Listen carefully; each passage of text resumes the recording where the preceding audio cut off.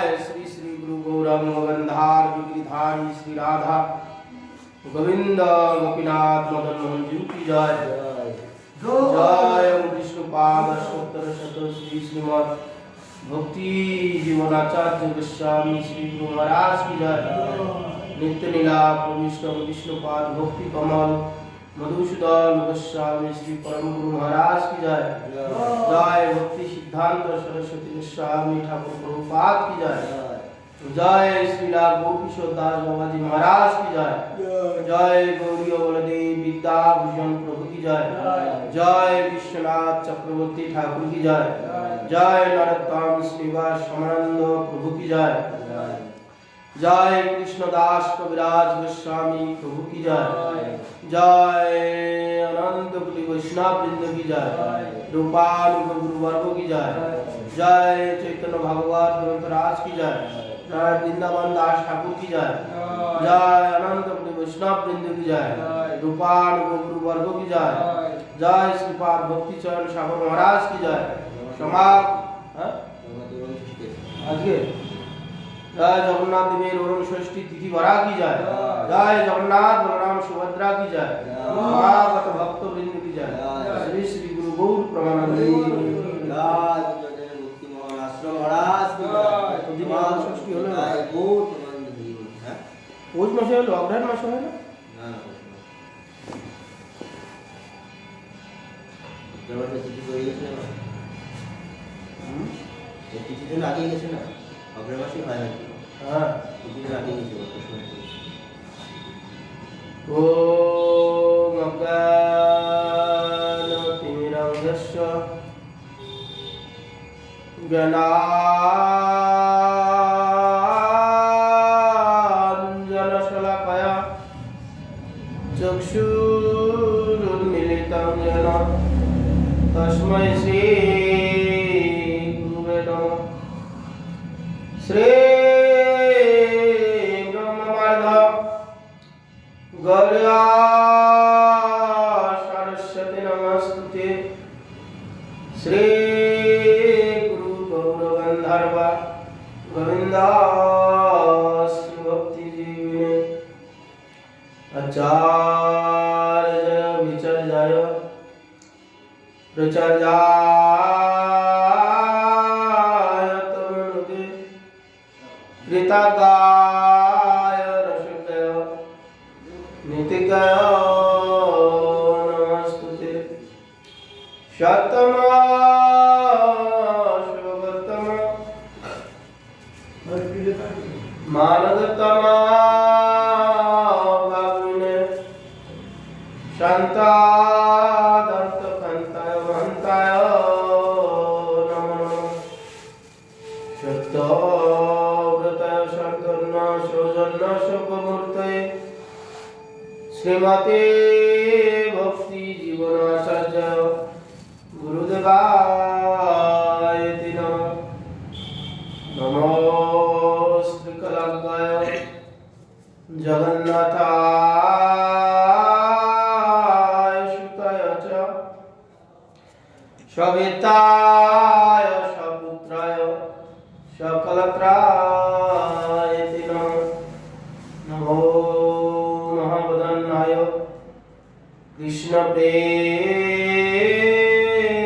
प्रदायते कृष्णाय कृष्ण चैतन्य नाम्ने गौरतिषि नमः। वंचाकल्पतरुभ्यश्च कृपासिन्धुभ्यैव च पतितानां पावनेभ्यो वैष्णवेभ्यो नमस्ते। वृंदावै तुलसी देवै प्रियायै केशवस्य च विष्णु भक्ति प्रदे देवी सत्यवतये नमः नमः। नमस्ते नरसिंहाय प्रह्लाददायिने हिरण्याकशिपु वक्षशिला टङ्कनखालये शुक्लाम्बरं विष्णु शशिवर्णं चतुर्भुजं प्रसन्नावदनं ध्यायेत् सर्वविघ्नोपशान्तये नारायणं नमस्कृतं नरं चैव नरोत्तमं देवीं सरस्वतीं व्यासं ततो जयमुदीरयेत् मुखं करोति वाचालं पङ्गुं लङ्घयति गिरिं यत्कृपातमहं वन्दे श्रीगुरुं दीनतारिणं हरे कृष्ण कृष्ण कृष्ण हरे हरे हरे राम राम राम हरे हरे।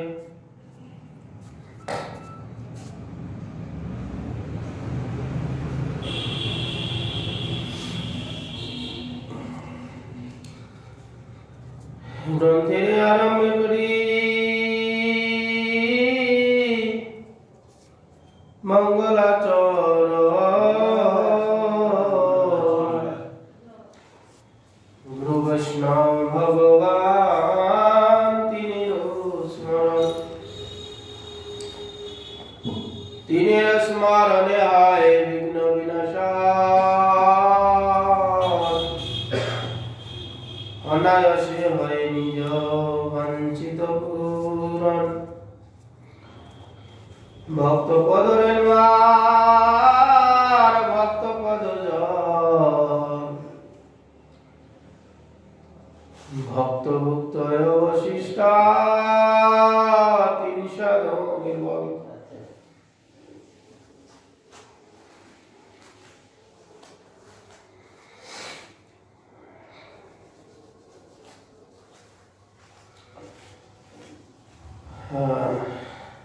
आज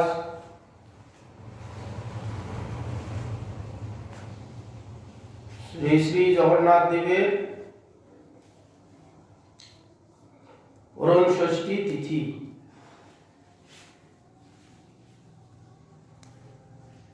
परम षष्ठी तिथि ঠান্ডা পড়েছে, ঠান্ডা পড়ার জন্য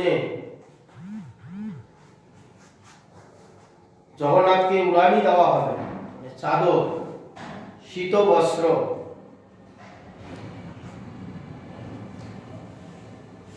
সেই জন্য পরম ষষ্ঠী তিথি আজকের দিনেই, আজ থেকে তিথিটা অনেক সময় এক মাস আগা পাছা হয়েছে, এটা অজ্ঞান মাসে হওয়ার কথা, পৌষ মাসে কেন যাও। শীত এলে মানুষের যখন শীত লাগে, আত্মবৎ যখন সেবা হয়, তখন আমাদের যখন ক্ষুধা লাগে, তৃষ্ণা লাগে, ঠান্ডা লাগে, ভগবানকেও সেগুলো লাগে। সেই জন্য ভক্তগণের ভাব, ভগবানের ঠান্ডা লাগে। ভগবানের যদিও আমাদের মতন ঠান্ডা নেই, আমাদের মতন ক্ষুধা নেই, আমাদের মতন তৃষ্ণা নেই, তথাপিও ভক্তের ভাব, ভক্তের ভাবে ভক্ত যখন সেইভাবে দেখে, ভগবানের তখন ঠান্ডাও লাগে, ভগবানের তখন ক্ষুধা লাগে, নিদ্রা লাগে। তো সেইভাবে সেখানে দীর্ঘদিন ভাবে চলে আসছে পরম ষষ্ঠী জগন্নাথ দেবীকে আজকে চাদর গায়ে দেওয়া হয়। তো তৎকালীন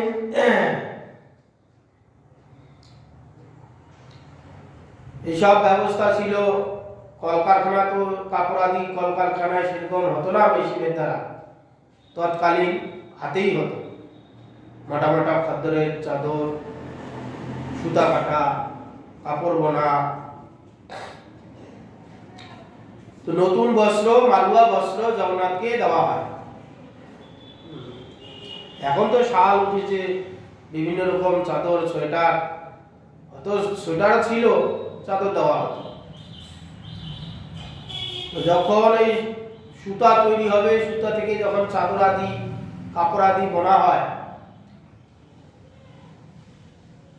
ওই মাকু বলে একটি জিনিস আছে, সুতা ভরে কাপড়ে দিদি গুদি করে। যেমন আমরা পূর্ব আশ্রমে দেখেছি চটের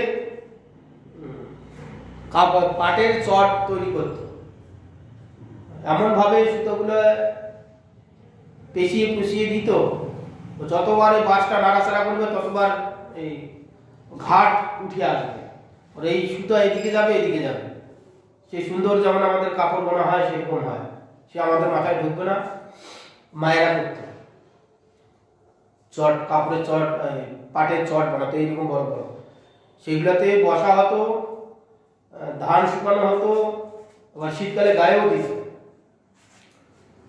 তো এরকম কাপড় বানাতে মাকু সুতা যেটাতে ভরা হয়, নবদ্বীপাদি গেলে তাঁতের যেখানে তাঁত বোনা হয় তাঁতের শাড়ি, ওখানে গেলে বুঝতে পারবে যারা দেখেননি।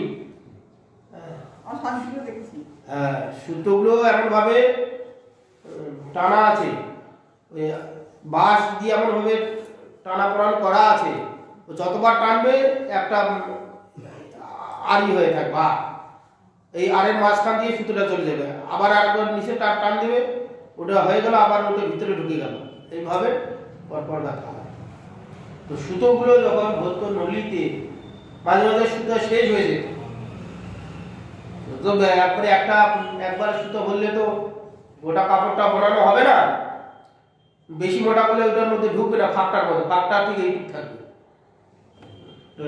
লিমিট থাকবে, কারণ বেশি হলে তো অনেকটা তুলতে হবে, অসুবিধা হবে, ঠিক এইটুকু একটু পুঁতি থাকবে। তো সেটা করে এইদিকে যাবে এইদিকে আসবে, এরকম টান পড়বে আর এইদিকে যাবে, এইভাবে হবে, এটা উঠবে নামবে আর এটা এইদিকে যাবে, এইভাবে। তো সুতোগুলো শেষ হয়ে গেলে সরু ফুটো তো, সেই জন্য ঢুকবে না, সেই জন্য মুখে দিয়ে, মুখে থুতু আছে, লালা আছে, জল তো, জল পেলে সুতোটা সুন্দরভাবে হয়ে যায়। অনেক সময় আমরা মোটেই সেটা আমরা করি না, বাইরের জগতে সব করে, সুতা সুচে ঢুকাতে গেলে ঢুকছে না, টপ করে মুখে নিল, সুতোটা ভিজে গেলে তখন সুন্দর হয়, ঢুকাতে সুবিধা হয়, মুখে নিয়ে সুতোটা আর ঢুকাতো নলির মধ্যে, তাহলে মুখ উচ্ছিষ্ট। আবার সুতোগুলোকে কড়কড়া করার জন্য, কাপড়গুলো কড়কড়া করার জন্য ভাতের ফ্যান দিত, মার দিত, বা কেউ সাবু দিত, কেউ এরারুট দিত। এরারুট তখন হয়তো ছিল না, ভাতের ফ্যান, ভাত রান্না করে ফ্যানটাকে পাতলা জলে দিয়ে কাপড়টা একটু চুবিয়ে দেয়। এখনো আমরা কাপড়গুলো, নতুন কাপড় যখন ধোয়া হয় তখন প্রচুর, এখন ভাতের ফ্যান দেয় না, এখন এরারুট অত্যাধুনিক জিনিস উঠেছে, সেগুলো দেয়। সেই জন্য সেইভাবে কাপড়টা তৈরি হয়েছে। আর না ধুয়ে নতুন বস্ত্র জগন্নাথকে দেয়। কিন্তু জগন্নাথের কথা হচ্ছে, জগন্নাথের সেখানে বিধি মার্গে বেশিরভাগ সেবাটা হয়, ভাবটা বিধি মার্গে, কিন্তু ভোগ আদি হয় ভক্তি মার্গেই হয়, কিন্তু পূজা পার্বণগুলো ঠিক কঠোর বিধি মার্গে হয়। বিধি মার্গে ঠিক যদি পূজা করা হয়, তাহলে রন্ধনাদি করে কোনো জিনিস ভোগ দেওয়া যাবে না। রন্ধনাদি করলেই ওইটা রজতম চলে এলো, রজগুণ চলে এলো, বিকার হয়ে যায়। পূজাটা বিধি মার্গে হয়, কিন্তু ভোগগুলো ভক্তি মার্গেই হয়।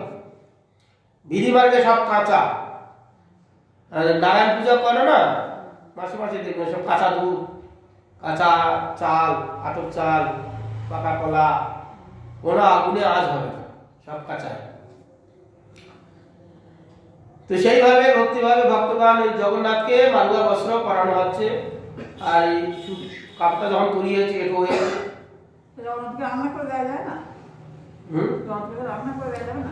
রান্না করে তো জগন্নাথের ভোগ হয়। বিধি মার্গে কেউ যদি ঠিক ভাবে পূজা আদি করে, তার কোনো জিনিস রান্না হবে না। কিন্তু জগন্নাথের যে পূজাটা বিধি মার্গের সিস্টেমে হয়, বিধি মার্গে সৃষ্টি, অর্চনটা তো বিধি মার্গে, আর ওখানে অর্চনটা বিধি মার্গের টাইপেরই হয়। ভোগ রাগ যখন আমরা করছি, ভোগ দিচ্ছি, সেটা তখন ভক্তি মার্গে চলে এসেছে। সেইভাবে জগন্নাথের মারুয়া বস্ত্র পরিয়েছেন, এই তিথিতে পড়ানো হয়। জগন্নাথের ঠান্ডা লাগবে বলে এই ভগবানের চাদর দেওয়া, ঠান্ডা লাগবে না সোয়েটার পরানো, কাঁথা কম্বল গায়ে দেওয়া, এগুলো বিধি মার্গের নয়, এগুলো হচ্ছে ভক্তি মার্গ। বিধি মার্গে ভগবান ব্রহ্ম, ভগবানের এরকম শীত গ্রীষ্ম বর্ষা ক্ষুধা তৃষ্ণা কোনোটাই নেই। যখন এগুলো ভগবানের দরকার হলো ভক্তের ভক্তির ভাবে, তখন সেটা ভক্তি মার্গে চলে এলো। তো এইভাবে জগন্নাথের প্রত্যেক বছরই পাণ্ডাগণ দিয়ে থাকেন, সেই বছর দিয়েছেন, এখনো পর্যন্ত হয়। ওই সময় সেখানে আমাদের কুণ্ডলিক বিদ্যানিধি এবং গদাধর দাস, গদাধর তো হ্যাঁ, গদাধর গোস্বামী হ্যাঁ প্রত্যহ জগন্নাথের মঙ্গল আরতি দর্শন করতে যেতেন প্রত্যেক দিন।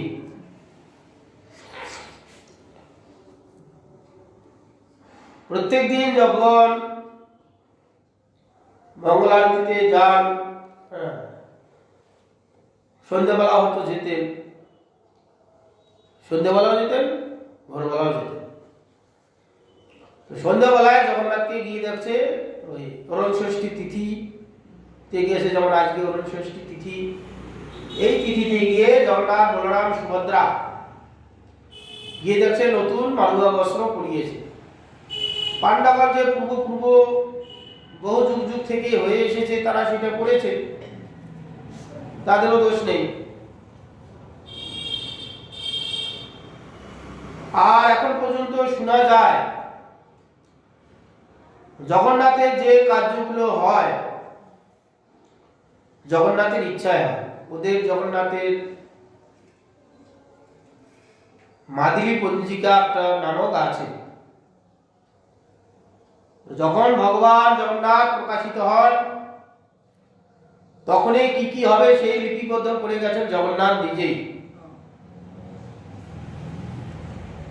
সেই অনুযায়ী ওরা এখনো সেই সমস্ত কার্যাদি করে থাকে।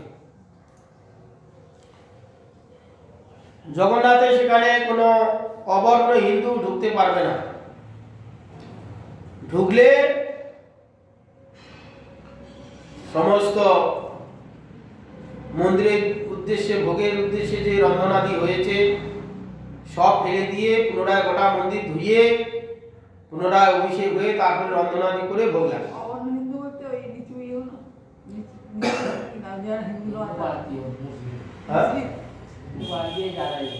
হিন্দু শুধু নয়, ব্রাহ্মণ ক্ষত্র বৈশ্য শূদ্র, বাস, তারপর অন্তর্জল ফন্তর্জল নেই, ঢুকতে পারে না। কিন্তু সবই ঢুকছে, জানতে যদি পারে। শোনা যায়, আমরা তো জানি না, ইন্দিরা গান্ধী পর্যন্ত এসে ঢোকার অনেক চেষ্টা করেছে, ঢুকতে দেয়। এখন পর্যন্ত যেটা দেখা যায় আমাদের গোটা পৃথিবীতে যত আছে নগরাদি গ্রাম, সর্বত্র প্রসারিত হবে মোর নাম। এই ভগবানের মহাপ্রভুর কথাটা মূর্তিমান স্বামী মহারাজ, ইস্কনের যে স্বামী মহারাজ, তিনি প্রভুপাদের ইচ্ছা, মহাপ্রভুর ইচ্ছাটা মূর্তিমন্ত হয়ে তিনি সেটা প্রচার করেছেন। করার পরেও গোটা পৃথিবী থেকে লোক আসে, বিদেশি ভক্তরা পুরীতে যায়, আজ পর্যন্ত মন্দিরে প্রবেশ করতে পারে না, মন্দিরে প্রবেশ এলাও নেই। তা যাই হোক, অরুণ ষষ্ঠীর দিনে তারা গদাধর এবং কুণ্ডলিক বিদ্যানিধি জগন্নাথ দর্শন করতে গিয়ে দেখছেন অরুণ ষষ্ঠী নতুন মারুয়া বস্ত্র গায়ে দিয়েছে, দিয়ে এখন কুণ্ডলিক বিদ্যানিধি ইনি একটু মানে বিচারশীল ভক্ত, তাত্ত্বিক ভক্ত, সব বিষয়ে বিচার বিবেচনা করে চলে বা বলে। তিনি দেখছেন যে দেখো জগন্নাথ এসব ভগবান, আর এই যে বস্ত্রগুলো তৈরি হয়েছে প্রথমত উচ্ছিষ্ট,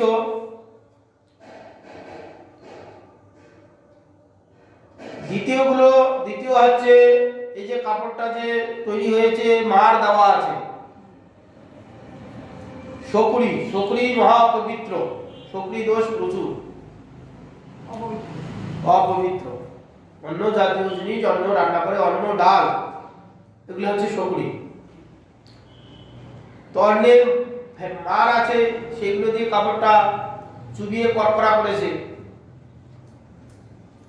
এক শকুরি দোষ এবং এক উচ্ছিষ্ট দোষ, মানে মুখ দিয়ে সুতোটা বারবার নিয়েছে। ডালটাও শকুরি, অন্যের মধ্যে পঞ্চশস্যের মধ্যে পড়ছে না। রুটিটাও ধরা হয়, কিন্তু অনেক সময় রুটিটা কেউ মানে না, আবার কেউ সবজিকে ধরেই না, হিসাব মতন ডালটাও সুপটাও হচ্ছে সবজির মধ্যে। হ্যাঁ, ডাল বলতে আলাদা আলাদা হবে না, ডাল মানে যে কোনো ডাল। এক উচ্ছিষ্ট এক শকুরি, দুই তখন পুণ্ডরিক বিদ্যানিধি, এবং গদাধর গোস্বামীকে বলছেন পুণ্ডরিক বিদ্যানিধি। দেখো এই যে অপবিত্র বস্ত্র জগন্নাথকে না ধুয়ে পরাচ্ছে, এইটা কিন্তু এরা অন্যায় করছে। জগন্নাথের পান্ডা এরা, জগন্নাথের সব কিছু করে, কিন্তু এদের বিচার কি নেই যে অপবিত্র বস্তু জগন্নাথকে দেওয়া যাবে না? দিতে পারে, ধুয়ে কেচে সেটা দিক, না ধুয়ে নতুন বস্ত্র সরাসরি এনে জগন্নাথকে পরিয়েছে, এটা অন্যায়। এই কথা যখন পুণ্ডরিক বিদ্যানিধি গদাধর দাস গোস্বামীকে বললেন, গদাধর দাস গোস্বামী বললে দেখো এখানে যা জগন্নাথের সেবা কার্য আদি হয় শুনি, এরা জগন্নাথের নির্দেশেই, জগন্নাথের ইচ্ছায় সেই সব কার্য করে।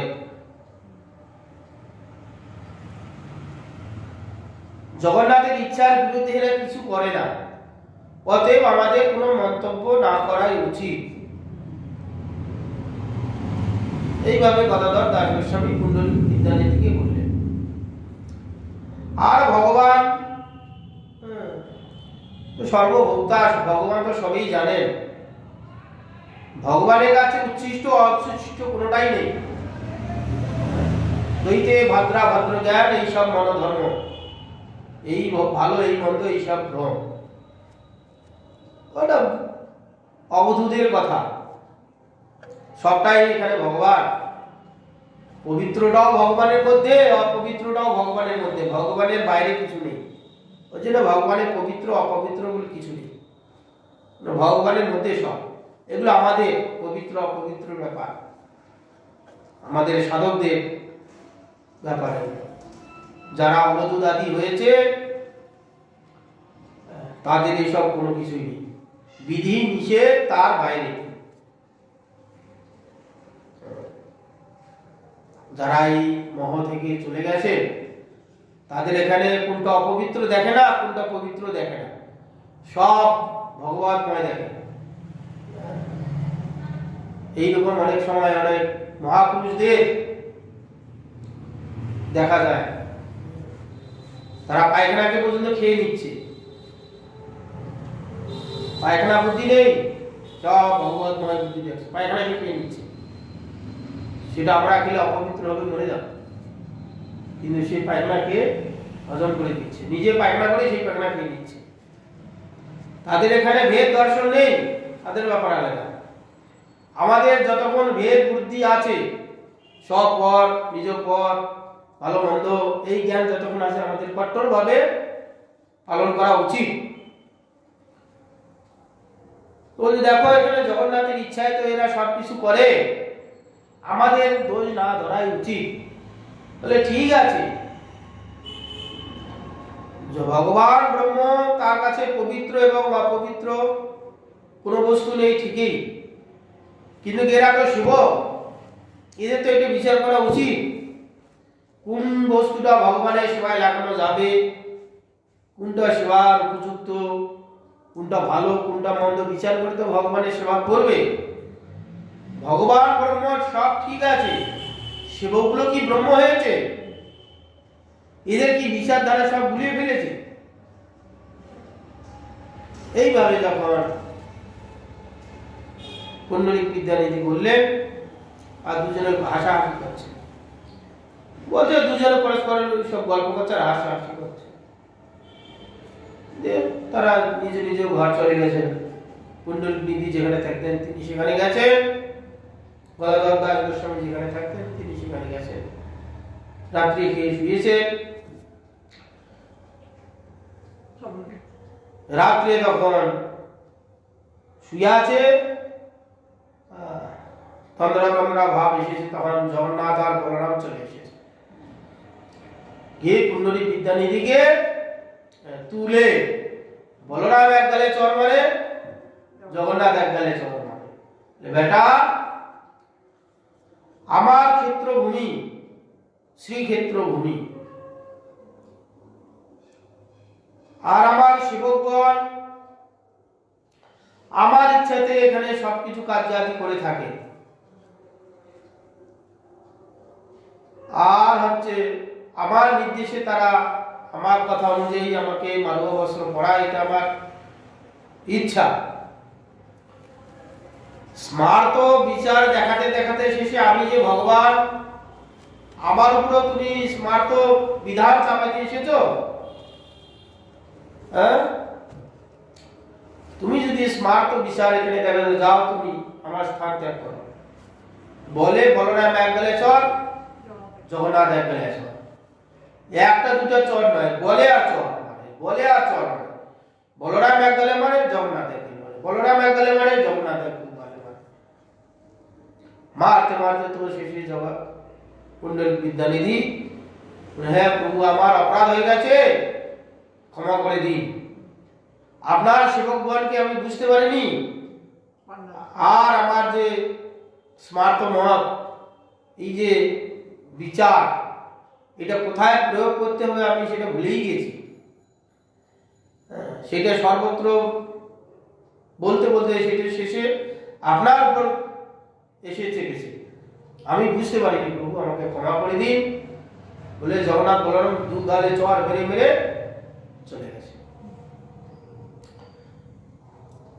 গদাধর গোস্বামীকে কিছু করেনি, উনি বলছে দেখো ভগবান, ভগবানেতে পবিত্র অপবিত্র বলে কিছু নেই, ভগবান থেকে তো সব জিনিস সৃষ্টি।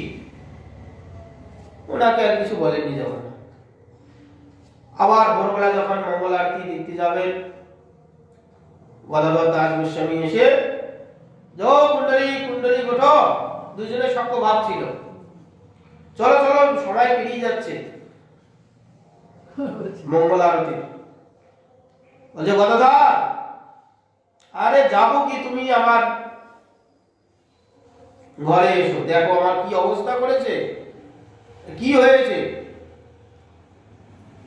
বলে তুমি আগে ঘরে আমার আসো, তারপরে তুমি দেখলেই বুঝতে পারবে। ঘরে গেলেন, প্রদীপাদি জ্বাললো, এলে দেখছে জগন্নাথ পুণ্ডরিক বিদ্যানিধির মুখ বিশাল বড় ভারী হয়ে গেছে, ফুলে গেছে, এত মার মেরেছে ভগবানের হাতে মার, বিশ্বাম্ভর, দুই বিশ্বাম্ভরের মার। মানুষকে ওরকম মারলে মানুষ মরে যাবে, ভগবান ফেলেছে তো, তার কোনো শারীরিক ক্ষতি হয়নি, কিন্তু গাল মুখ ফুলে গেছে, গোটা মাথা ফুলে গেছে মারের চোখে। বলছে তোমার কি এই অবস্থা হলো? বলছে আমার এই অবস্থা হলো, আমাকে দেখো এই রাত্রে জগন্নাথ এবং বলরাম এসে আচ্ছা করে আমাকে মেরেছে, প্রহার করেছে, সে কি তোমাকে মারবে কেন?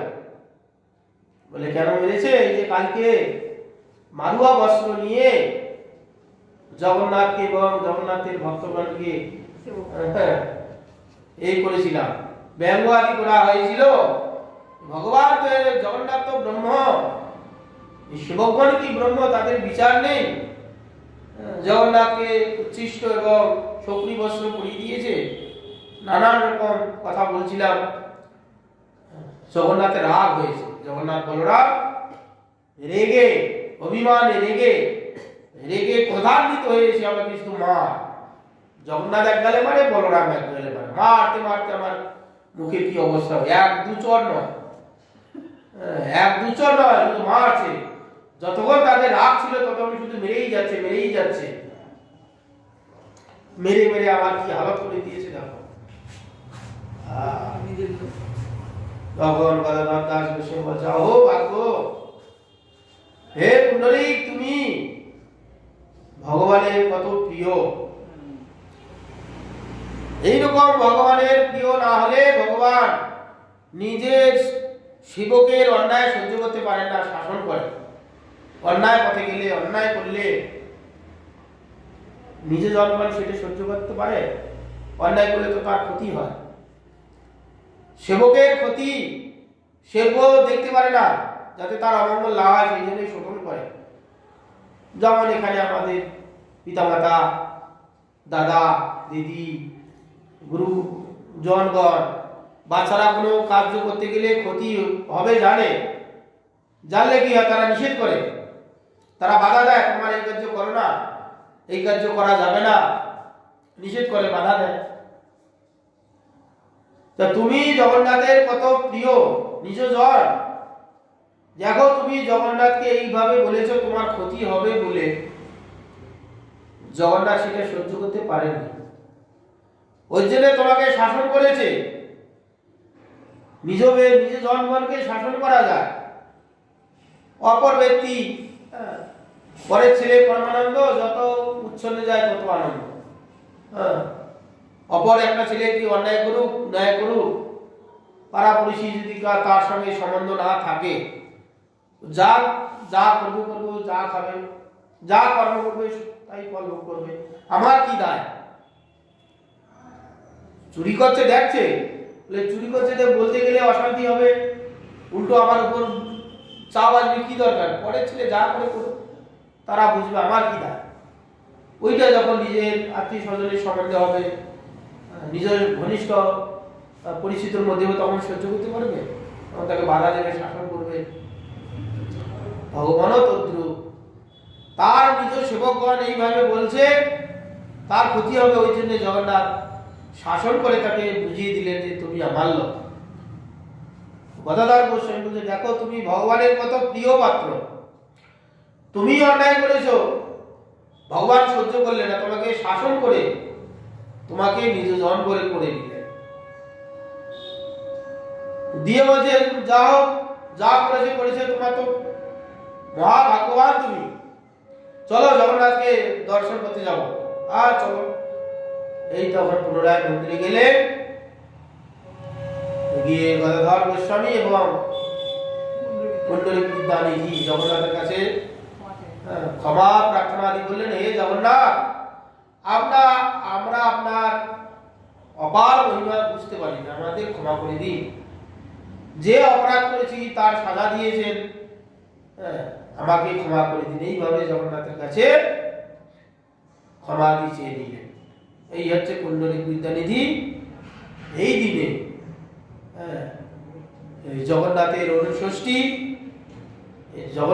অরুণ ষষ্ঠীর কথা বলতে গিয়ে এই পুণ্ডরীক বিদ্যানিধির কথা খানিকটা উঠে এসছে। আবার যখন পুণ্ডরীক বিদ্যানিধির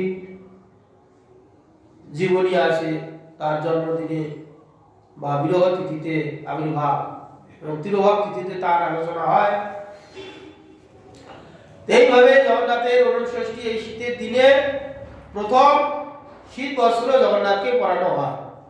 যদিও এবার অনেকটা আগাবাচা হয়ে গেছে, তৎকালীন তো জগন্নাথের, এখন আমাদের এখানে খুব শীত, যে সময়টা হয়েছে সেই সময় প্রাকৃতিক এমন একটা পরিস্থিতি ছিল, শোনা যায় পুরীতে চির বসন্ত ছিল। এখন তো গরম হয়, শীত হয় পুরীতে। তৎকালীন এমন একটা পরিবেশ ছিল যখন জগন্নাথ সৃষ্টি হয়েছে, হয়তো এরকম এতটা ঠান্ডা ছিল না। শোনা যায় যে চির বসন্ত ছিল, না শীত না গ্রীষ্ম না বর্ষা। তো হবে, বর্ষা না হলে চাষবাস হবে কেন? মানে খুব গরম নয়, খুব ঠান্ডা নয়। যেমন এখন শোনা যায় যে বেঙ্গাল দিতে চির বসন্তর মতো, খুব ঠান্ডা নেই খুব গরম নেই। সেই জন্যে হয়তো এতদিন পর চাদর আদি দিতেন, হালকা ঠান্ডা পড়তো। সেই জন্য জগন্নাথের অরুণ ষষ্ঠী আজকের দিনে জগন্নাথকে শীতের নতুন বস্ত্র পরানো হয়। তো আমরা সমস্ত ভক্তগণ আত্মবোধ যারা সেবা করেন, তাদের এই অরুণ ষষ্ঠীর অপেক্ষা তো করেন না, তার আগে অনেক শীত পড়েছে। এতদিন কি ভগবান খালি গায়ে থাকবেন? আত্মবোধ সেবায় যখন যেরকম ঠান্ডা পড়ে সেই ঠান্ডা অনুযায়ী নিজেরা আমরা যেরকম বস্ত্র আদি ধারণ করে থাকি, শীতের বস্ত্র, ঠিক আমাদের সঙ্গে সঙ্গেই ভগবানকে সেই রকম পরানো হয়। এটা হচ্ছে আত্মবোধ সেবা। আত্মবোধ সেবাতে সেখানে কবে তিথি আসবে সেই তিথিকে অপেক্ষা নেই। কারণ এতদিন পর্যন্ত যদি না পড়ানো হতো জগন্নাথকে, বা আমাদের যে এখানে রাধা গোবিন্দ মহাপ্রভু আছে, জগন্নাথও আছে, তাহলে এতদিন খালি গায়ে থাকবে? আমরা তার আগেই পড়িয়ে দিয়েছি, সব মঠ মন্দিরেই হয়। আত্মবোধ যেখানে সেবা আছে, যখন যেরকম ঠান্ডা পড়বে তখন সেইরকম বস্ত্র আদি দেওয়া হয়। আর বিশেষ করে পুরী আদিতে হয়তো তার আগেই এখন পড়ানো হয়, জানি না, বা আজকের দিনে হয়তো নতুন পড়ানো হয়েছে। ঠান্ডা তো পড়েছে অনেকটাই, কিন্তু আজকের দিনে এই তিথি, এই তিথিতে জগন্নাথকে অরুণ ষষ্ঠী বলা হয়, নতুন বস্ত্র আদি দিয়ে পরানো হয়। এইভাবে জগন্নাথ ভক্তগণের কাছে সেবা গ্রহণ করেন। অরুণ ষষ্ঠী রূপ একটা ভগবানের তিথি।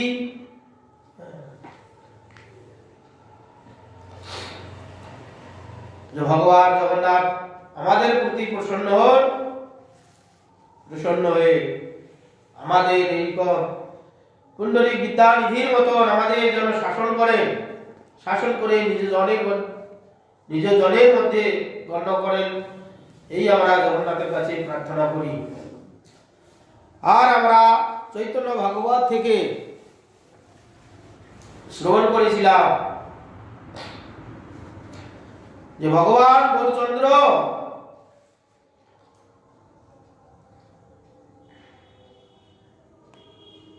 করুণা সিন্ধু, তার যে করুণা, তার করুণা কাদের সঙ্গে তুলনা করা হয়েছে? সমুদ্রের সঙ্গে। কেন? মহাপ্রভু যে কৃপা করে গেছেন, যে জগৎবাসীকে দিয়ে গেছেন, সমুদ্রের সঙ্গে তুলনা করলেও তাকে কম বলা হয়। কিন্তু এখানে কোনো জিনিস বুঝাইতে গেলে জগৎ দিয়েই বুঝাইতে হয়। কেন? জগৎ ছাড়া এক্সাম্পল দেওয়ার মতন, বোঝানোর মতন আর কোনো ভাষা নেই, আমরা বুঝতে পারবো না। যদি সমুদ্র আছে বৃহৎ, যার কোনো কুল কিনারা নেই, তা তার কৃপাটা, গৌর হরি কৃপা এইরকম কি আমাদের মুক্তি পাওয়ার যে ব্যবস্থাগুলো শাস্ত্রে দিয়েছে, সত্যযুগে ধ্যান, ত্রেতায় যজ্ঞ, দাপরে অর্চন, এইগুলোর আমরা যোগ্যতাটা হারিয়ে ফেলেছি। যে যোগ্যতার দ্বারা সেই সব সাধন করা যায়, কলিযুগের লোকে বিশেষ করে তারা এত চঞ্চল চিত্তের জন্য সেই যোগ্যতাগুলো কলিযুগের লোকের হয় না। তার প্রমাণ তো আমরা নিজেরাই পাই। আমরা যদি একটু চিন্তা করি, 5 মিনিট 7 মিনিট হচ্ছে আর্নিং করতে লাগে, 10 মিনিট ওইটুকুর মধ্যে আর্নিং করতে করতে কোথায় মন চলে যায় কিনা? 10 মিনিট 15 মিনিট আর্নিক করতে লাগে। ওই আর্নিক মন্ত্র কটা জপ করতে করতে মন কোথায় ছুটে পালাচ্ছে।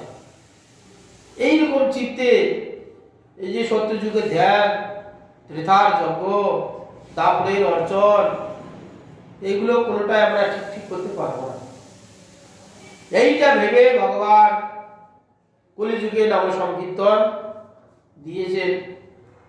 প্রত্যেক যুগেই কলিযুগে নাম সংকীর্তন আসে। বিশেষ করে এই কলিযুগে ভগবান স্বয়ং অবতারী ব্রহ্মার একদিনে একবার অবতীর্ণ হয়ে যে প্রেম বিতরণ করেন, জীবের যে চরম অবস্থা, জীবের চরম অবস্থা কি হচ্ছে? কৃষ্ণ প্রেম। জীবের স্বরূপ হয় কৃষ্ণের নিত্য দাস। প্রত্যেকটা জীবের হচ্ছে স্বরূপ আমরা কৃষ্ণ দাস, আর আমরা কারো দাস নই। এখানে অনেক ভগবান আছে, ভগবানের অবতার আছে, একই ভগবান। তিনি বিভিন্ন সময় যুগের পরিবর্তন অনুযায়ী জীবের অবস্থার পরিপ্রেক্ষিতে ভগবান সেই ভাবে অবতীর্ণ হয়েছে, হয়ে জীবকে উদ্ধার আদি করেছে। কিন্তু ভগবান স্বয়ং অবতারী ঈশ্বর পরম কৃষ্ণ সচ্চিদানন্দ বিগ্রহ অনাদি আদি গোবিন্দ সর্বকারণের কারণ যে ভগবান কৃষ্ণ আদি, তিনি সব সময় আসেন না।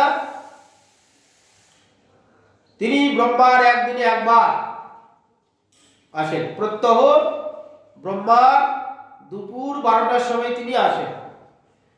এসে জীবের যে চরম অবস্থা প্রাপ্তি সেটা দিয়ে যান। কি? আমরা কৃষ্ণ দাস। সেখানে এই যে আমাদের ভগবান, যখন ভগবান থেকে আমরা আলাদা হয়েছি, প্রত্যেক জীবকে ভগবান একটা আলাদা আলাদা সত্তা দিয়ে পাঠিয়ে দিয়েছে। ভগবানের সেটা স্বাভাবিক শক্তি। সত্তাটা কি? এখানে 5টা রস। ভগবান থেকে যখন আমরা আলাদা হয়ে গেছি, স্বাভাবিক একটা করে রস আমাদের মধ্যে ছেড়ে দিয়েছে। কারো দাস্য রস, কারো শঙ্করস, কারো বাৎসল্য রস, কারো মধু রস, মুখ্য 5টা রস। পিছনে 7টা গৌর রস। এই 12টা রস প্রত্যেকটা জীবের মধ্যে আছে। এখানে যে মনুষ্য থেকে, দেবতা থেকে, একবারে কৃমিকীট পর্যন্ত 12টা রসে আমরা সবাই অধিকারী। 12টা রসের দ্বারা যদি আমরা ভগবানের সেবা করতে চাই, কোন জীব যে চায় না তার ব্যাপার আলাদা, কেউ যদি ইচ্ছা করে তাহলে একমাত্র ভগবান কৃষ্ণচন্দ্রই দিতে পারবে, অন্য কেউ কোনো অবতার দিতে পারবে না। আবার কেউ এক একটা রসেতে মত্ত হয়ে থাকে, তো যে কোনো একটা রসেই মত্ত হয়ে থাকলেই তার ভগবান প্রাপ্তি হবে। আবার কেউ একাধিক ভাবে 12টা রসের দ্বারা যদি ভগবানের সেবা করতে চায়, ভগবান কৃষ্ণচন্দ্রের সেবা করতে হবে। ওই জন্য কখনো কখনো ভগবান অবতীর্ণ হন ব্রহ্মার একদিনে ঠিক দুপুর 12টার সময় অবতীর্ণ হন। কে? স্বয়ং জগদীশ্বর। যত রকম এখানে ঈশ্বর আছে, মৎস্য, কুর্ম, বরাহ, নৃসিংহ, বামন ইত্যাদি ইত্যাদি সবার ঈশ্বর কে? কৃষ্ণ। দ্বিভুজ মুরলীধর ভগবান অবতীর্ণ হন। কৃষ্ণ এসে প্রেম জগতে দিয়ে যান, 12টা রসের দ্বারা সেবার সুযোগ করে দেন, যেটা নাকি আমরা দেখতে পাই ব্রজের গোপ এবং গোপীগণের মধ্যে। সেই রসটা পেতে গেলে কৃষ্ণের সেবা করতে, ওই জন্য ওই রসটা দেওয়ার জন্য ব্রহ্মার একদিনে একবার ভগবান আসে। আর সেই যুগেই পরে কলিযুগ হওয়ার, কৃষ্ণবর্ণ হওয়ার কথা ছিল কলিযুগে, আর গৌরবর্ণ রূপ হওয়ার কথা ছিল দাপরে। কিন্তু ইদানিং কৃষ্ণতার গতা, যেহেতু ব্রহ্মার দুপুর হয়েছে, কৃষ্ণের আবির্ভূত হওয়ার সময় হয়ে এসেছে, সেই জন্য অবতারটা উল্টো পাল্টা হয়ে গেছে। যেটা কলিযুগের হওয়ার কথা ছিল সেটা দাপরে চলে এসেছে, আর দাপরে যে অবতার হওয়ার কথা ছিল কলিযুগে এসেছে। তো এই কৃষ্ণের যে প্রেম রস ভালোবাসা দিয়ে গেছে, এটা জীবকে দেওয়ার জন্যে স্বয়ং মহাপ্রভু এসেছে। কি নাম সংকীর্তন কে সঙ্গে করে, কৃষ্ণ কি বস্তু, কৃষ্ণের সঙ্গে জীবের সম্বন্ধ কি, এইটা দিয়ে গেছে। আর এগুলো করতে গেলে অনেক যোগ্যতা দরকার, সেটা মহাপ্রভু একবারই সহজ ভাবে করে দিয়ে গেছে। আমরা ভাবছি সহজ, যদি আমরা ঠিক ভাবে চলি অতীব সহজ, না চলতে বলে মহা কঠিন। কি নামের মধ্যে সর্বশক্তি দিয়েছে, খাইতে শুইতে চলতে নিরন্তর হরে কৃষ্ণ কৃষ্ণ কৃষ্ণ হরে হরে, হরে রাম রাম রাম হরে হরে। এখানে যোগ্যতার কোনো দরকার নেই, শুধু বিশ্বাসের সহিত হরিনাম করলেই, পাপী হোক তাপী হোক, স্বচ্ছ জাতি হোক ম্লেচ্ছ জাতি হোক, ভগবানের নাম করলেই তার প্রেম হয়ে যাবে, নাম আবাসে মুক্তি হয়ে যাবে। এইটা মহাপ্রভু দয়া করেছে। অন্যান্য যুগের যে সাধনগুলো আমাদের যোগ্যতা নেই, ধ্যান করতে পারবো না, যজ্ঞ করতে পারবো না, যজ্ঞ করতে গেলে যজ্ঞের হাজার রকম দোষ, বিশেষ করে এখন কোনো বস্তু শুদ্ধ পাবো না, আমরা চেষ্টা করলেও পাবো না। দুধ নিয়ে আসতে হবে, দুধ কেনা দুধ হলে সেখানে কত ভেজাল। ঘরে দুধ ঠিক আছে, দেশি গরু হলে ঠিক আছে পাওয়া গেল, আর যদি জার্সি গরু হয় তাহলে তো ভেজাল। ধান চাল সেগুলো করবো, সেগুলো থেকে ভেজাল আসবে, কোনো বস্তুটাই পবিত্র নেই, ঠিক পাওয়া যায়। তারপরে যার দ্বারা মন্ত্র উচ্চারণ করে পূজা আদি করবো, সে মন্ত্র উচ্চারক ব্যক্তি কতটা পবিত্র আছে সেটার বিষয় আছে। তারা কতটা পবিত্র, কতটা সত্যি কথা বলে, সেটা তার বুঝা মুশকিল।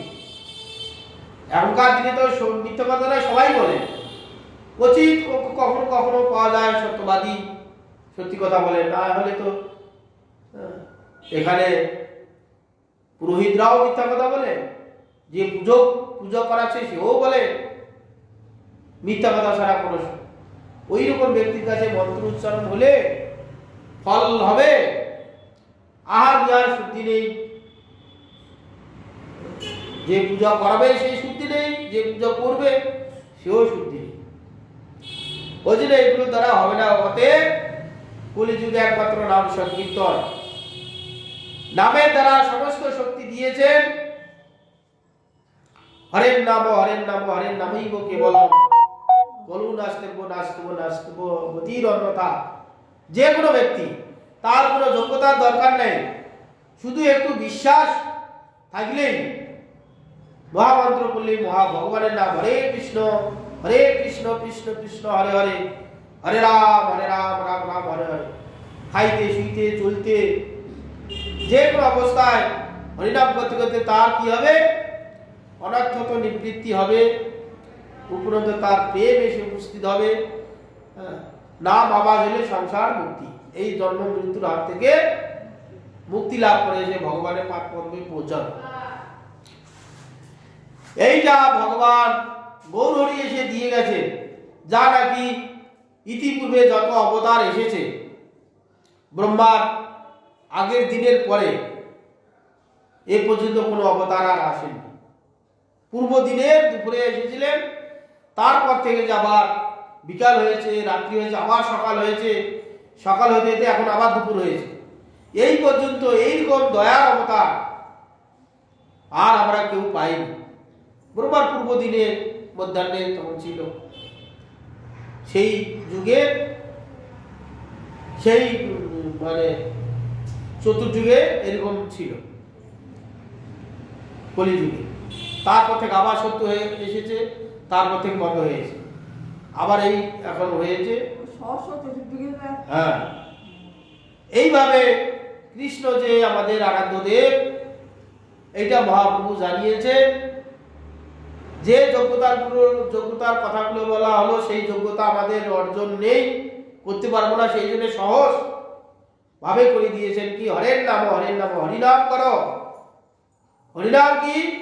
16 নাম 32 অক্ষর, হরে কৃষ্ণ কৃষ্ণ কৃষ্ণ হরে হরে, হরে রাম রাম রাম হরে হরে। বাস, এখানে যোগ্যতার দরকার নেই, শিক্ষিত হওয়ার দরকার নেই, বুদ্ধির দরকার নেই। শুধু এই শব্দ কটা মুখস্থ করে নিয়ে শুধু বারবার এই উচ্চারণ করলেই বাস, তার সমস্ত অনর্থ নিবৃত্তি হয়ে একদিন ভগবানের পাদ পদ্ম সে পৌঁছাতে পারবে।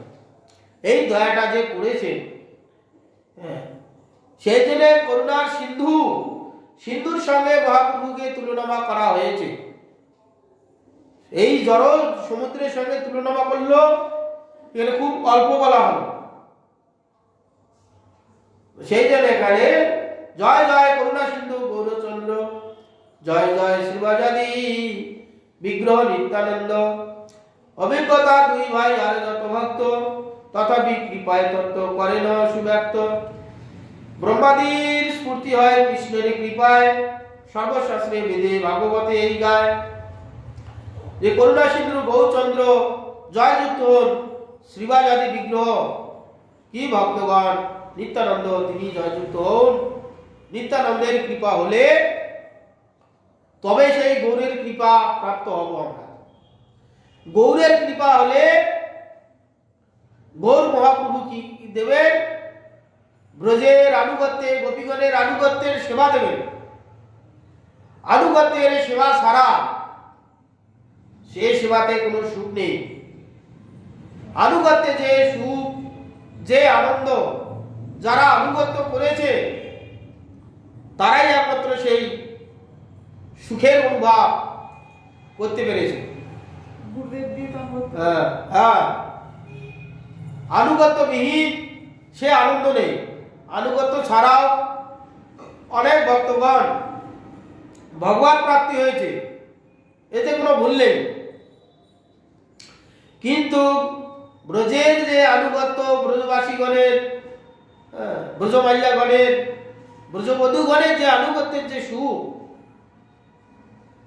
সেই সুখ যারা আনুগত্য করেননি তারা বুঝতে পারবে না, তাকে বুঝানো যাবে না। যেমন আমাদের মীরা বাই, তিনি একান্ত ভক্ত ছিলেন। ভক্তের তাকে ছোট করা যাবে না। যার আগে স্বয়ং সরাসরি দ্বারকাধীশের শরীরে বিলীন হয়ে গেছে, এইরকম ভক্ত ছিল। কত বড় ভক্ত! তথাপি আমাদের রূপ সনাতন ঠিক মেনে নিতে পারেননি, কেন? আনুগত্যহীন ছিল। সরাসরি কৃষ্ণের সঙ্গে লাভ করে, তাকে ভালোবেসে তার সঙ্গে লাভ করে ভগবান প্রাপ্তি হয়েছে। কিন্তু আমাদের মহাপ্রভু ব্রজের আনুগত্যে, ব্রজবাসী গোপীগণের আনুগত্যে ভজনে যে সুখ, প্রতি পদে পদে সাধক প্রদাতা, এই সুখ আস্বাদন করছে। সেই জন্য তৎকালীন রূপ সনাতন আদি রঘুনাথ, তৎকালীন মীরাবাই এইরকম দ্বারকাধীশের শরীরে লীন হয়ে গেছে, তথাপি ভক্ত বলে গণ্য করেছেন, অমর্যাদা করেননি। এই রসিক ভক্তের মধ্যে সে গণ্য হয়নি। তো মহাপ্রভু সেই মহাপ্রভুর কৃপা হলে, মহাপ্রভুর কৃপাতে এই যে ব্রজের রাধারানীর গণ যে সখীগণ, ললিতা বিশাখাদি, তাদের যে সখীগণ, অষ্ট সখীর সখীগণ, তাদের আবার মঞ্জুরি আছে। তাদের আনুগত্যে আমরা একে পৌঁছে যাব। যখন ভগবানের পাদ পদ্মে আমরা পৌঁছাবো, সেখানে রাধারানী ললিতাদিকে নির্দেশ করবে, ললিতাদি তার সখীগণকে নির্দেশ করবে, তার সখীগণ যে আছে লবঙ্গ ইত্যাদি মঞ্জুরিগণ তখন গুরুদেবকে আদেশ করবে। গুরুদেব তখন তার সেবকগণকে, যার যে শিষ্যগণকে আছে সখী রূপা গুরুদেব হয়ে, তার সেবকগণকে বলবে, এই সখী তুমি ওর কাজটা করে দাও, তাতে যে সুখ হবে সরাসরি কৃষ্ণের সঙ্গে প্রাপ্তি হলে সেই সুখটা নেই, যেটা একমাত্র যারা আনুগত্য করেছেন তারাই একমাত্র বুঝতে পারবে। যারা আনুগত্য হয়নি তাদের কোনো শব্দের দ্বারা, কোনো ভাষার দ্বারা সেটাকে বোঝানো যাবে না। সেটা হচ্ছে গুরু পরম্পরা এসেছে। তো সেই জন্য এখানে নিত্যানন্দের কৃপা হলে এই যে পরপর যে রসতত্ত্ব আমাদের হৃদয়ঙ্গম হবে, হৃদয়ঙ্গম হলে তখন সেই কৃষ্ণ থেকে প্রেম অশ্রু পুলক সে ভাবের এক এক সময় উদ্গম হবে, সেই ভাবের উদ্গমেতে যে মত হয়ে থাকবে। অভিজ্ঞতা দুই ভাই আর যত ভক্ত, অভিজ্ঞতা সমস্ত জ্ঞাত দুই ভাই কে, কৃষ্ণ এবং এই গৌর এবং নিত্যানন্দ, তারা বুঝে কৃষ্ণ এবং বলরাম হয়ে এখানে তিনি গৌর নিত্যানন্দ রূপে এসে নিজ তত্ত্ব সুব্যক্ত করছেন। নিজে যে কৃষ্ণ এবং বলরাম তার তত্ত্ব কি ভক্ত হয়ে তার মহিমা নিজে নিজে ভক্ত হয়েছে ব্যক্ত করেছেন, সুব্যক্ত করেছেন।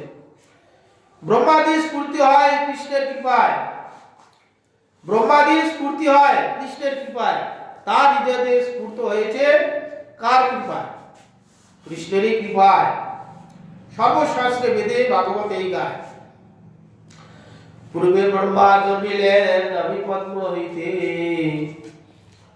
তথাপিও শক্তি নাই কিছুই দেখিতে, তবে যাবে সর্বভাবে রইল শরণ, তবে প্রভু কৃপায় দিলেন দর্শন।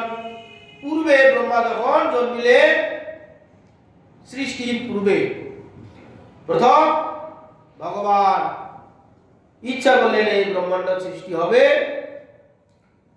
ভগবান কারণ সমুদ্রে দৃষ্টি দেওয়াতে ব্রহ্মাণ্ড সৃষ্টি হলো। ঈক্ষণ দৃষ্টির দ্বারা এই ব্রহ্মাণ্ডের মধ্যে অব্যক্ত ব্রহ্মাণ্ড ব্যক্ত হলো। তার যখন ইচ্ছা হলো, তার নাভি কমল থেকে এই একটি পদ্ম উত্থিত হলো, সেই পদ্ম থেকে ব্রহ্মার সৃষ্টি হলো। ব্রহ্মা এক এক সময় এক এক জায়গা থেকে উৎপন্ন হয়েছে, কখনো নাভি থেকে, কখনো পাদকল্প পা থেকে উৎপন্ন হয়েছে, কখনো কর্ণ থেকে উৎপন্ন হয়েছে। বর্তমান যে ব্রহ্মা, নাভি থেকে ভগবানের জন্ম হয়েছে। নাভি থেকে একটা পদ্ম উঠল সত্যলোক পর্যন্ত, সেখানে ব্রহ্মার জন্ম হলো। তথাপি শক্তি নাই কিছু দেখিতে।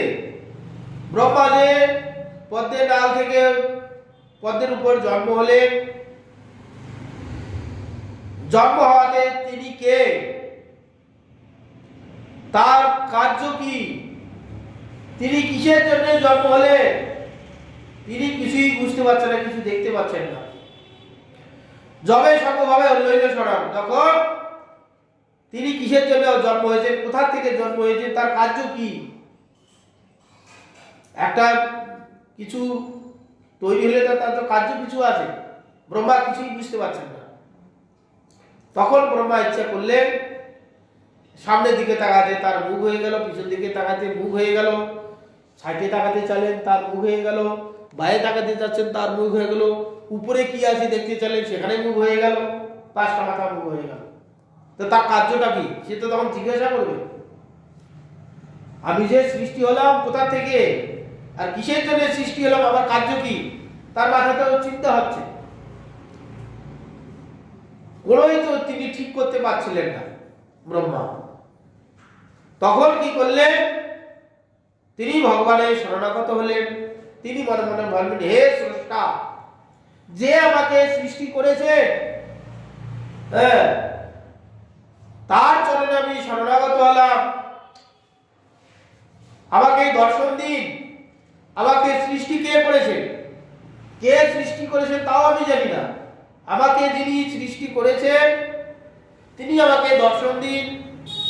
দর্শন দিয়ে আমার কি কার্য, সেই কার্যের কথা আমাকে ব্যক্ত করুন। ব্রহ্মা এইভাবে মনে মনে ভগবানের শরণাগত হলেন। তবে কৃষ্ণ কৃপায় স্ফুরিল সরস্বতী, তবে সে জানিলা সর্ব অবতারের স্থিতি। হেন কৃষ্ণ চন্দ্রের এই দুর্গে অবতার, তার কৃপা বিনে কার শক্তি জানিবার। অচিন্ত গল্প কৃষ্ণ অবতারে লীলা, সেই ব্রহ্মা ভাগবতে আপনি বর্ণিলা। তো এখানে যখন ভগবানের চরণে শরণাগত হলেন, শব্দ একটা হলো তপ তপ তপ। এই জলে ব্রহ্মাণ্ডের মধ্যে ভরে দিয়েছে, মানে জলের চাপড়া বলে একটা শব্দ হয়, এইরকম একটা শব্দ হলো। জলকে আমরা চাপড়ার মধ্যে থেকে চাপড়ার একটা শব্দ হয়, চপম চপম চপম, এইরকম একটা শব্দ শুনতে পেলেন। ব্রহ্মা তো চতুর্মুখ, পঞ্চমুখ ব্রহ্মা তখন বুদ্ধি খুব তীক্ষ্ণ। আমরা এখানে যে মনুষ্যগণ আছি, যত রকম মনুষ্য, যত রকম বিদ্বান হই না কেন, এখানে যত বুদ্ধিমান লোক আছে, যা নাকি আজকে পৃথিবী থেকে চন্দ্রে কি আছে যন্ত্র পাঠিয়ে দিচ্ছে, মঙ্গলে কি আছে এখান থেকে যন্ত্র তৈরি করে পাঠাচ্ছে। আবার যান্ত্রিক যন্ত্রটা যাচ্ছে কোথায়, কি কল কবজা খারাপ হচ্ছে, পৃথিবীর রিমোট থেকে সেখানে মহাশূন্যে যন্ত্রটা খারাপ হচ্ছে, এখান থেকে সারাচ্ছে। কি রকম বিজ্ঞান উন্নত হয়েছে, মাথা আমাদের ঢুকবে?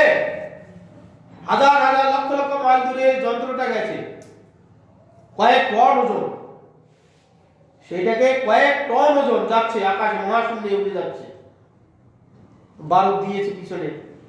আবার যেতে যেতে কিছু কলকারখানা খারাপ হলে ওই ঘরের মধ্যে এরা নাট বল্টু টাইট করে দিচ্ছে, ওখানে টাইট হয়ে যাচ্ছে। সে কি মারাত্মক চিন্তা করা যায়? আমাদের সাধারণ, আমাদের ভাত ডাল খাওয়া মাথায়, আমাদের মাথায় এগুলো ঢুকবে? এইরকম বুদ্ধি মনুষ্য এখন হয়েছে। টন টন ওজন, একটা যন্ত্রের কয়েক টন ওজন, সেটা মহাশূন্যতে ছুটছে তীরের গতিতে, আর এখান থেকে যন্ত্র সারাচ্ছে। এইরকম যে বুদ্ধিমান, তার চতুর্গুণ বুদ্ধি হচ্ছে ব্রহ্মা। এইরকম যে মনীষী বুদ্ধিমান ব্যক্তি, তার চতুর্গুণ পঞ্চগুণ বুদ্ধি হচ্ছে ব্রহ্মা। সেও বুঝতে পারছেন, তখন তপ তপ শব্দ হচ্ছে, তখন তিনি ভাবলেন তপ সন্তাপে, কিছু কষ্ট সহ্য করো, তপস্যা করো। তপস্যা বলে কিছু কষ্ট সহ্য করতে হয়, তপ সন্তাপে তপস্যা করো। তপস্যা করলে আমাদের চিত্ত শুদ্ধি হয়, গ্লানি চলে যায়। একটা জিনিস নিরন্তর চিন্তা করতে করতে তার মনের মধ্যে যে আমিলতা, কালিমা, এগুলো সব শুদ্ধ হয়ে যায়। যেমন অপবিত্র নোংরা বস্তুকে জল দিয়ে ধুতে ধুতে পবিত্র হয়ে যায়। আমরা সারা জীবনে যা যা কর্মাদি করি, মনের মধ্যে একটা ছাপ এসে যায়, আলো চাই মন, তপস্যা দ্বারা সেটা চিত্ত শোধন হয়ে যায়। তো ব্রহ্মা কিসের জন্য হয়েছে? মনের সংশয় হয়েছে। তপস্যা করো, তপস্যা করলে তোমার চিত্ত শুদ্ধি হলে ওই চিত্তে তোমার কি করার কর্তব্য তোমার উদিত হবে। সেই তখন তপস্যাদি করলেন, তখন সরস্বতী তার জিহ্বা স্ফুরিত হলো। সরস্বতী হচ্ছে বিদ্যা, ভগবানের জ্ঞান, জ্ঞান রূপার শক্তি। সরস্বতীকে ভগবানের স্ত্রী, জ্ঞান রূপা শক্তি ভগবানের, তার জিহ্বা স্ফুরণ হলো। তবে সে জানিলা অবতার স্থিতি। শুদ্ধ সরস্বতী যখন জিহ্বা উদিত হলো, তার জন্মের কি কারণ, কি করতে হবে, তার বিবেকে এসে উপস্থিত হলো। আমাদের চিত্তে যদি শুদ্ধ সরস্বতী প্রকাশিত হয়, তখন আমরা জানতে পারবো আমার কি কর্তব্য, কিসের জন্য আমরা এসেছি, আমার কি করণীয়। তখন জীবের মধ্যে এটা বিবেক এসে জাগবে। নাহলে দুনিয়ার লোক যা করে, আহার নিদ্রা ভয় মৈথুন, এই কার্যে সব জগতের লোক নিদ্রিত, সব দেখছে এই জগৎ নশ্বর, পিতামাতা নশ্বর, জগৎ নশ্বর, আমি নশ্বর, ভগবানের একমাত্র ঠিক, সব বুঝছে। কিন্তু অন্তিমে কি রয়াকার রয়সি রয়াকার আল্লাহ দেখবো সব বুঝতে পারছে। পরম গুরুদেব বলে তার মানে দেশের বাড়ির দিকে মাস্টার ছাত্রকে পড়াচ্ছে, বিড়াল বানান করো,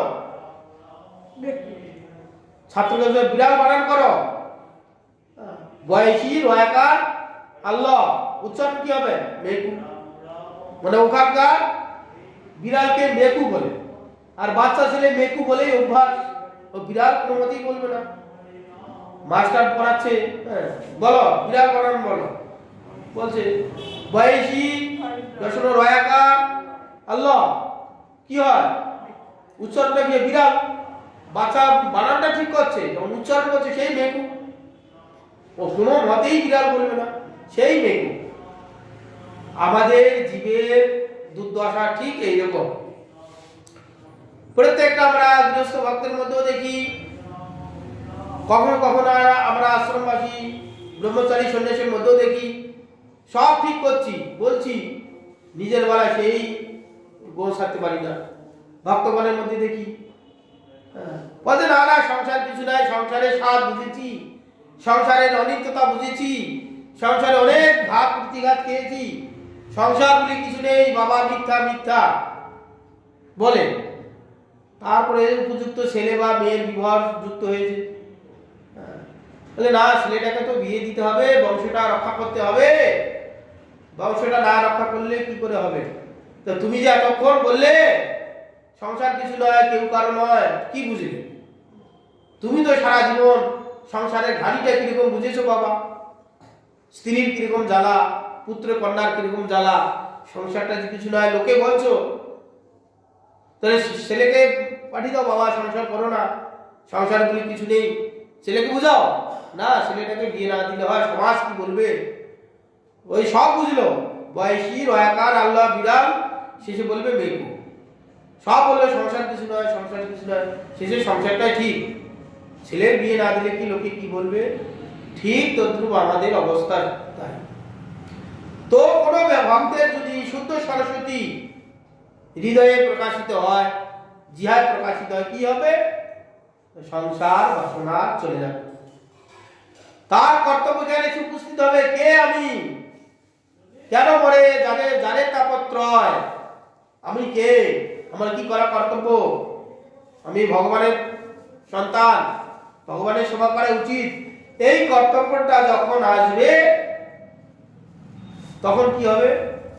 ইন্দ্র সম ঐশ্বর্য, অপ্সরা সম স্ত্রী দিল, তখন আর সে ভোগ করবে না, যেটা কার হয়েছিল? রঘুনাথ দাস গোস্বামী। সেই ভাবটা মহাপ্রভু দেখিয়েছেন, ভাবটা এসেছিল রঘুনাথ দাস গোস্বামী। আজ থেকে 12 লক্ষ টাকা তার বাৎসরিক ইনকাম ছিল, 500 বছর আগে। হ্যাঁ, 500 টাকা কত, 20 লক্ষ টাকা না 12 লক্ষ টাকা, 12 লক্ষ টাকা তার ইনকাম। তাহলে কত তার ঐশ্বর্য। আর স্ত্রী ছিল ওই অপ্সরার ন্যায়।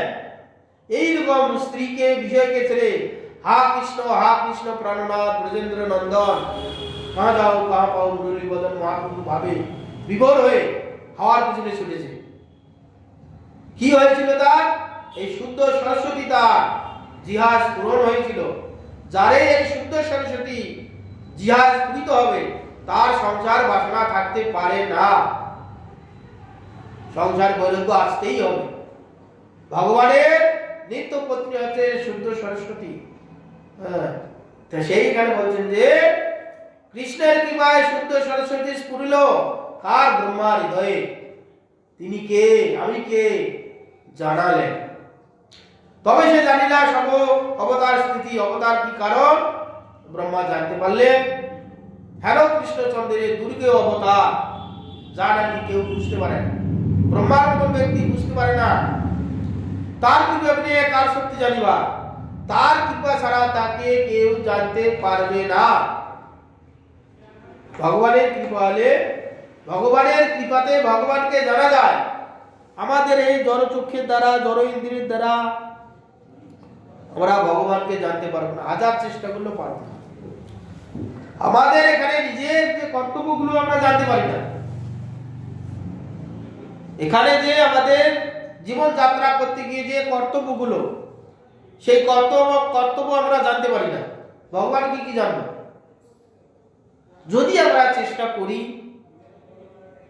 তখন আমরা ভগবানের কৃপায় জানতে পারবো। না হলে আমরা তো প্রত্যক্ষ দেখছি যে পিতামাতা জন্ম দিয়েছে, সেই পিতামাতার সেবা করা অত্যন্ত কর্তব্য, যেটা নাকি ভগবান নিজে অবতার হয়ে দেখিয়েছেন। স্বয়ং রামচন্দ্র করত পিতামাতার পাদ সম্মান আদি করতেন।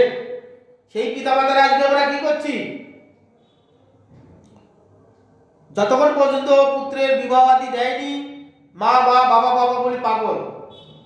যেই ঘন্টাটা এসে বাজলো গলায়, ঘন্টা যেরকম আওয়াজ করছে সেই দিকে ছুটছে।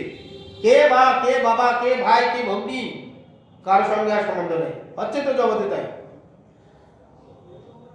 যেই মা বাবা একটা ঘন্টা বেঁধে দিল, ঘন্টা যেদিকে আওয়াজ করছে সেই দিকে পুত্র ছুটছে। যে জন্মদাতা পিতামাতা, আর কর্তব্য কি? তার পিতামাতার সেবা করাই কর্তব্য। ওই পিতামাতার সেবার দ্বারা যে ভগবান পর্যন্ত প্রাপ্তি হয়ে যেতে পারে। সেই পিতামাতা না খেয়ে মরুক, রাস্তায় পড়ে মরুক, ফিরিয়েও তাকায় না। এই তো আমাদের কর্তব্য। সেই জন্যে তার কৃপা হলে আমরা কর্তব্য অকর্তব্য আমরা সে বুঝতে পারবো। অচিন্ত অগম্য কৃষ্ণ অবতার লীলা, অচিন্ত, যা নাকি কোনো চিন্তা করতে পারবো না, অগম্য, জানা যাবে না। জানা যাবে কার? কৃষ্ণের কৃপা হলে, তার কৃপাতে তাকে তার লীলা তাকে দর্শন করতে পারবো, যেটা আর দিব্য দর্শন, দিব্য রূপ, ভগবানের যে দিব্য কার্যগুলো, তবে আমরা দেখতে পাবো। আমরা এই চোখে দেখতে পাবো না। সর্বত্র কৃষ্ণের মূর্তি করে ঝলমল, সে দেখিতে পায় যার আকৃতি দুর্বল। আকৃতি দুর্বল হলে তার দিব্য দৃষ্টিতে আমাদের আঁখি নির্মল হলে ভগবানের কার্যগুলো দেখা যাবে। যেটা নাকি কুরুক্ষেত্রের যুদ্ধে অর্জুনকে দেখিয়েছিলেন বিশ্বরূপ, দিব্য দৃষ্টি দিলেন, দিব্য দৃষ্টির দ্বারা দিব্যরূপ ভগবানে দেখলেন। অর্জুন ভাবছিল যে আমি এইটার হত্যা করব, গুরুজনকে, পিতামহ, দ্রোণাচার্য, সব আত্মীয় স্বজন, পুত্র ভাইপো, শালা সম্বন্ধী সবাইকে হত্যা করবো, আমি করতে পারবো না। ভগবান বলছে তুমি কি হত্যা করবে? তোমার কি ক্ষমতা আছে? আমি সবকে হত্যা করে রেখে দিয়েছি, তুমি নিমিত্ত মাত্র, নিমিত্ত মাত্র সর্বসাচী, তোমাকে নিমিত্ত করেছি, তুমি নিমিত্ত হয়ে এগুলো করছো। তথাপি অর্জুনের ভ্রম ভাঙছিল না।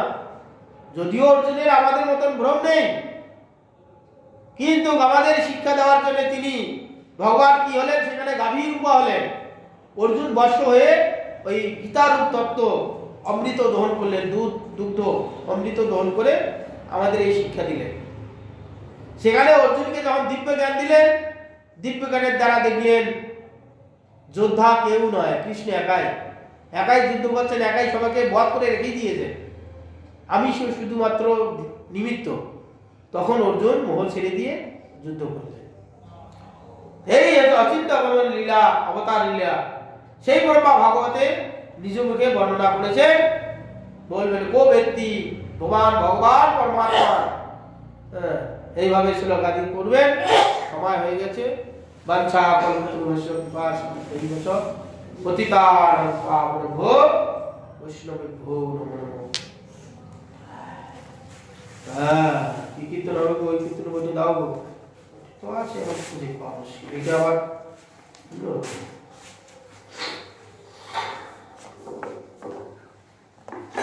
একশো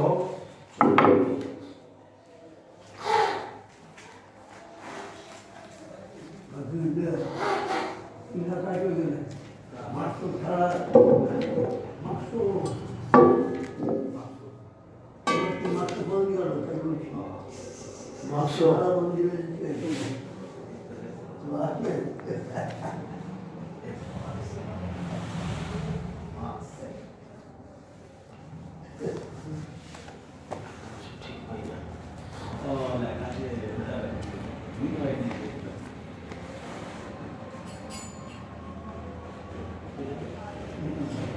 শোনো হে রসিক জন,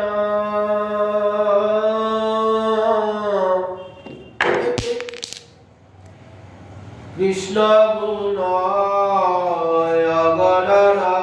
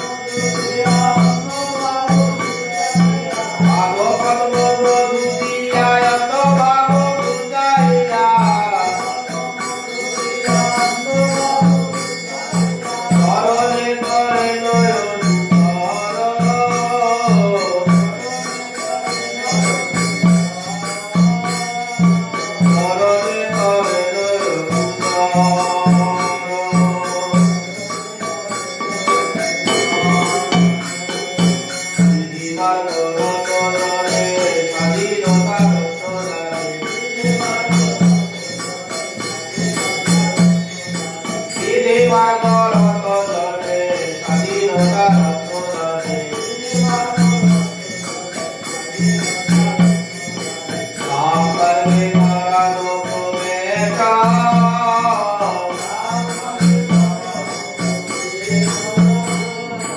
রাম করবে পরানো প্রবেশা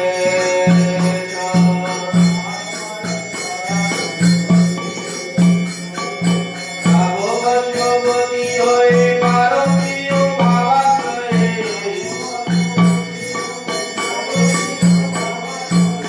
ভগবতী হয়ে পারমীয় ভাবাশ্রয়ে তবে কৃষ্ণ প্রেম বেশ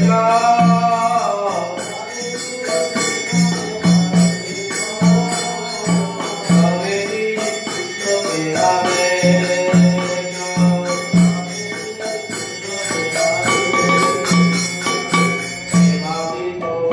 ধারা সদা পাঠ রত তারা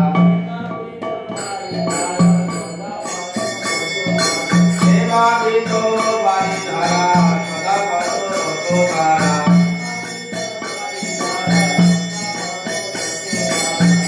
তাহাদের ধ্রুবদী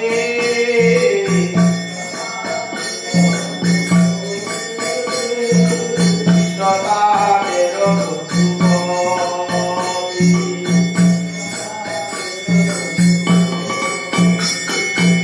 এই সব ব্রত সব সুখ নিকেতন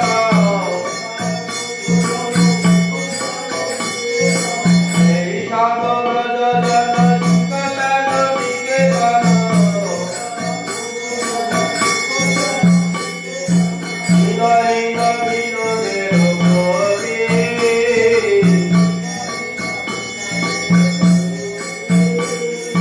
হৃদয়ে ধরে রাধবে গতি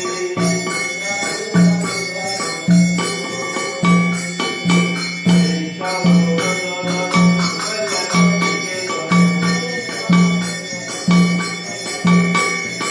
এই সব ব্রত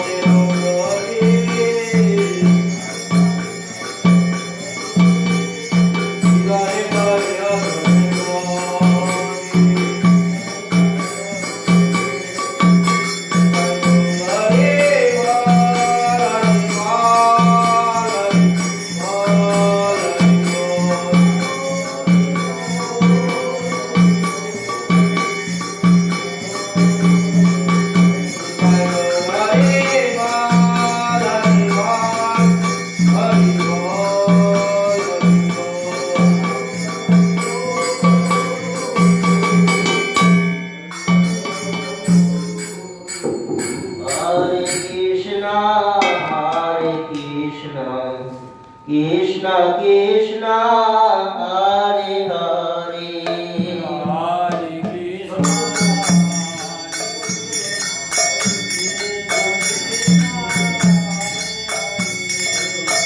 Hare Rama, Rama Rama, Hare Hare.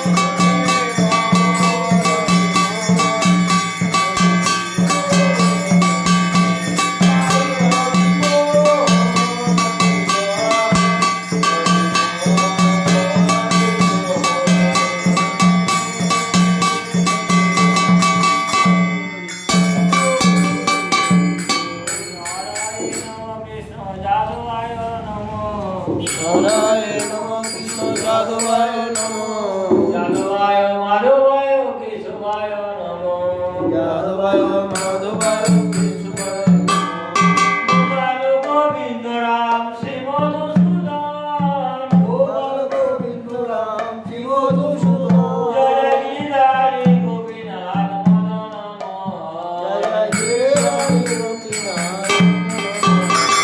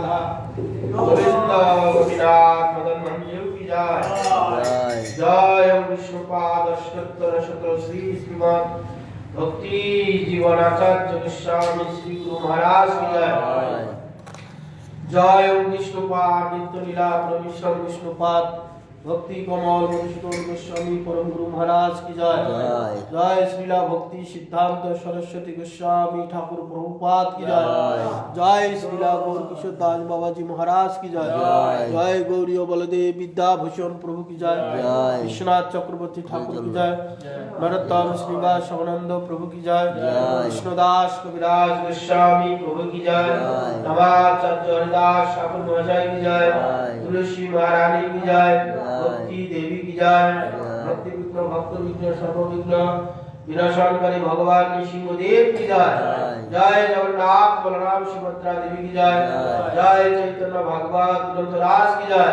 जय श्रीला विद्यामन दास ठाकुर महाशय की जय जय श्रीपाद भक्ति चरण श्यामल महाराज की जय सभागत भक्त वृंद की जय श्री श्री गुरु गौर प्रेमानंदे जय भक्ति मोहन आश्रम महाराज।